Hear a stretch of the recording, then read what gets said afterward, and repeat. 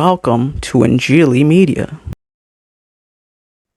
दाना लोग कहते हैं कि मजलूम के साथ हमदर्दी करते वक्त ये सोच लें कि अगर कभी ऐसा वक्त आया कि यही मजलूम ऐसी पोजीशन में हो जहां ये जुल्म कर सके तो ये वो जुल्म करेगा जिसका कोई तसव्वुर भी नहीं कर सकता। 1971 में जब बांग्लादेश मशरकी पाकिस्तान मगरबी पाकिस्तान से अलग हुआ तो वहां जो भी खूनरेजी हुई, दहशतगर्दी हुई, वहशतनाक वाकयात रूनमा हुए, उनकी हमेशा से मजम्मत की जाती रही है। इस पे बहुत सी किताबें भी लिखी गईं और बहुत से लोगों ने आज तक इस पे आवाज उठाई है। लेकिन हालिया वाकयात जिसमें बांग्लादेश ने एक करवट बदली है और वहां फसादात, हंगामे और हुकूमत की तब्दीली के बाद जो जो दहशतगर्दी और वहशतनाकियां रूनमा हुई हैं, उनको देखते हुए ये कहावत कि मजलूम के साथ हमदर्दी करते वक्त सोच लें कि अगर यही मजलूम इसे कभी जुल्म करने का मौका मिला तो ये वो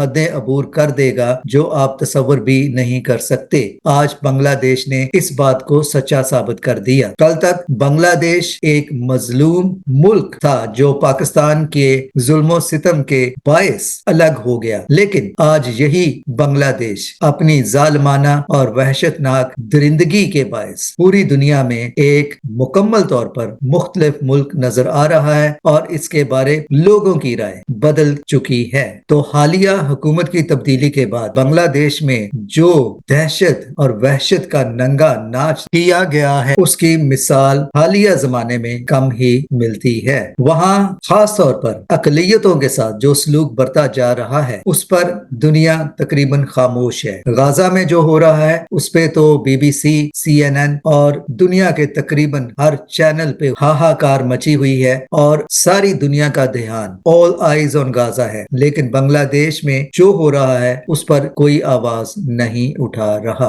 अब तक जो सरकारी फिगर्स हैं, और ये सरकारी फिगर्स हैं यानी कि हकीकी फिगर्स नहीं हैं, उनके मुताबिक सिर्फ शहरी आबादी में 1000 से ज्यादा, बल्कि मैं तो समझता हूँ कहीं ज्यादा दहशतगर्दी के वाकयात हो चुके हैं जिनमें माइनॉरिटीज को, अकलियतों को निशाना बनाया गया है। इनमें तकरीबन 50 से ज्यादा वाकयात मुख्तलिफ शहरों में कत्ल के यानी कि अकलियतों, खासतौर पर हिंदुओं कत्ले आम के वाकयात रूनुमा हो चुके हैं। भत्ताखोरी, जिसे अगर हम मजहबी कॉन्टेक्स्ट में देखें तो जिजिया, अब अकलियतों से मजबूरन जबरी तौर पर जिजिया वसूल किया जा रहा है। अगर इसे सोशल कॉन्टेक्स्ट में देखें तो भत्ताखोरी और मजहबी कॉन्टेक्स्ट में देखें तो जिजिया। अकलियतों के कारोबार तबाह हो चुके हैं, उनकी दुकानें, उनके घर नजरे आतिश किए जा चुके हैं, उनके घरों पर और दुकानों पर और जमीनों पर, असासों पर जबरी तौर पर कब्जा कर लिया गया है और उन्हें वहां से निकल जाने का कहा जा रहा है। हिंदुओं के लिए तो भारत है, वो हिंदुस्तान जाने की कोशिश कर रहे हैं और कुछ तो शायद चले भी गए होंगे। बुद्ध मत बर्मा की तरफ रुख कर चुके हैं, लेकिन मसीही क्या करें, वो कहां जाएं? मसीहियों को तो दुनिया भर में कोई पनाह देने के लिए तैयार नहीं है और मगरबी मुमालिक तो मजहब की बुनियाद पर किसी को पनाह नहीं देते हैं, बल्कि वो इंसानी हमदर्दी की बुनियादों पर ही किसी भी मजहब के लोग हों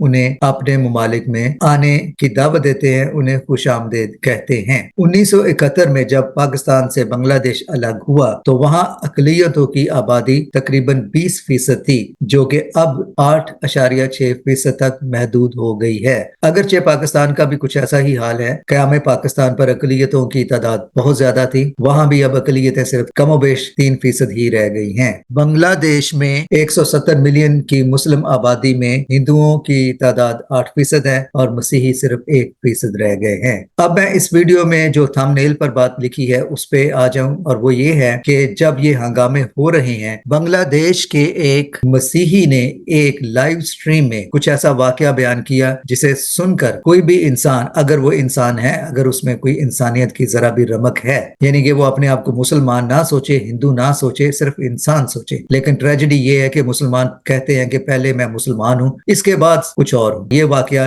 जरा इंसान बनकर सोचे। मसीही اسکالر نے ایک لائیو اسٹریم میں یہ واقعہ بیان کیا کہ جب بنگلہ دیش میں یہی مسلمان ہندوؤں اور مسیحیوں پر حملہ آور ہو رہے تھے تو ایک مسیحی خاندان میں جب انہوں نے حملہ کیا تو وہاں ایک بچی جس کی عمر کم و بیش 10-12 سال کی عمر کی یہ بچی پر بلوائیوں نے جب حملہ کیا اس گھر پر تو انہوں نے اس بچی کا گینگ ریپ کرنے کی ٹھان لی. ماں باپ کو ایک کمرے میں بند کیا گیا باندھ کر اور دوسرے کمرے میں اس بچی کی آہو پکار جو کہ ماں باپ سن رہے تھے, دوسرے بہن بھائی بھی سن رہے تھے, تو انہوں نے اس کے ساتھ گینگ ریپ کرنے کا سلسلہ شروع کیا. ماں باپ نے ان سے چیخو پکار کر کے منع کرنے پر جب وہ نہ منع ہوئے تو انہوں نے ان سے صرف یہ کہا کہ وہ بچی ہے, اس کا گینگ ریپ نہ کرے, اگر ایسا ہی کرنا ہے تو ایک ایک کر کے جاؤ. اگر کسی میں ذرا بھی انسانیت کی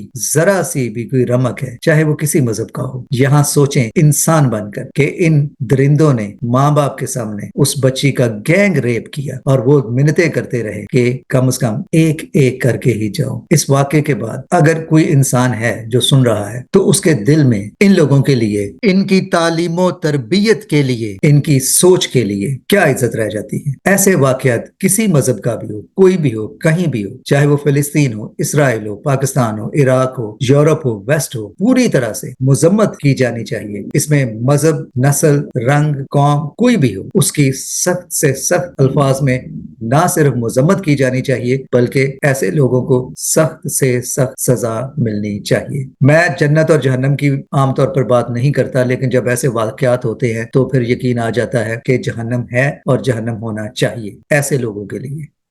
Thanks for watching.